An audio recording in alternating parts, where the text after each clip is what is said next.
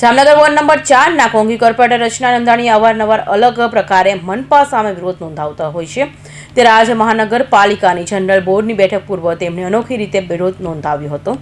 કોંગી corporator રચના નંદાણીયા 10 માથાવાળા રાવણના વેશમાં કોર્પોરેશનના પંટાગણમાં હાજર થયા હતા। કોર્પોરેટર નંદાણીયા આક્ષેપ કર્યો હતો કે જામનગર મહાનગરપાલિકા રામ રાજ્ય નહીં પરંતુ રાવણ રાજ્ય ચાલી રહ્યું છે। આવી રીતે વિરોધ કરવાનો અમને શોખ નથી, પણ પ્રજા પીડાઈ રહી છે એટલે અમારે કહેવું પડે છે। રચના નંદાણીયાએ પોતાના ચહેરા પર 10 માથાવાળા રાવણનો મુખવટો ધારણ કર્યો હતો। આ સાથે તેમણે હાથમાં એક પોસ્ટર પણ પકડ્યું હતું, જેમાં મહાનગરપાલિકા અધિકારીઓ અને કેટલાક પદાધિકારીઓ વિરુદ્ધ આક્ષેપો કરતી વિગતો લખેલી હતી। બીજી તરફ જનરલ બોર્ડની બેઠક દરમિયાન કોંગ્રેસ દ્વારા વિરોધ પ્રદર્શન કરવામાં આવ્યું હતું। કોંગ્રેસ ભાજપ પર 40% કમિશનના ભ્રષ્ટાચારનો આક્ષેપ કર્યો હતો। મોટી સંખ્યામાં કોંગી કાર્યકરો બેનર પોસ્ટર સાથે મહાનગરપાલિકાના પંટાગણમાં એકઠા થયા હતા। રાવણના 10 માથા છે।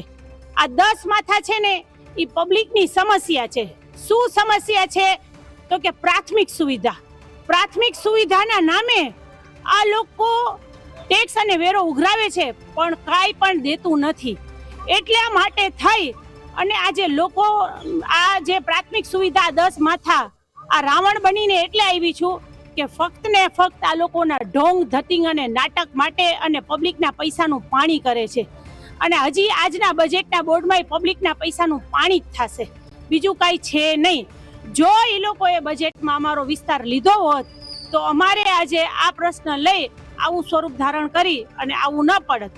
રચના નંદાણીયા સ્વચ્છતાના અધિકારીઓ પર આક્ષેપ કર્યા કે જામનગર સ્વચ્છતામાં આગળ હતું પણ પાછળ કેમ જતું રહ્યું। પ્રાથમિક સુવિધાઓમાં કામમાં જીરો અને મીંડું થઈ ગયું છે।